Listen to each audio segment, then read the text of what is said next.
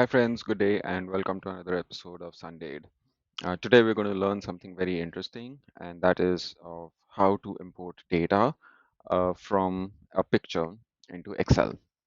You might have come across this problem of having data in different files or Word formats itself and wanting to have get that data into Excel. A common problem, of course, for that is you have to manually type the information into Excel, and that can be pretty cumbersome or prone to data entry errors. So here we are going to learn how to do it in a smarter way, and let's go ahead and get started.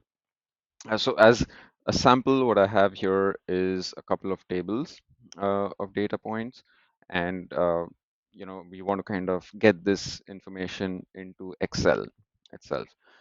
If we try to kind of copy paste this, it is not always easy. If I do a copy and paste it into the file, it doesn't come into the right format, structure. So of course, it's not efficient. So what is the better way to do it?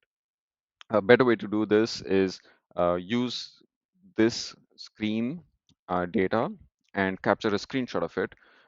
Use the Windows Shift and S key. You will get a screening or a snipping tool. Select your data using the mouse and now go to Excel. What you'll do next is go to data, get data from other sources, from picture, and from the clipboard. Uh, if you have a file already, you could use that, but in this case, we're going to use it from the clipboard. What you'll see, it will take a few seconds for the Excel to analyze the data and then show up all the information real quick. Uh, there will be cells which are highlighted in red in case Excel feels not confident of the accuracy for you to review and make changes as necessary over there, right? So going to see the review if you'd like to. So it says disability category. I think we're okay with this, so we'll accept it. Ballots incomplete. There are some changes required, so we can type it in here. Um, accept it, and I'm just going to leave the others the way it is, right? And we get the drift. And then click insert data. I'm going to just do insert anyway for now. And there you go. You have all of that data imported into Excel in the same structure. Will this be 100% accurate?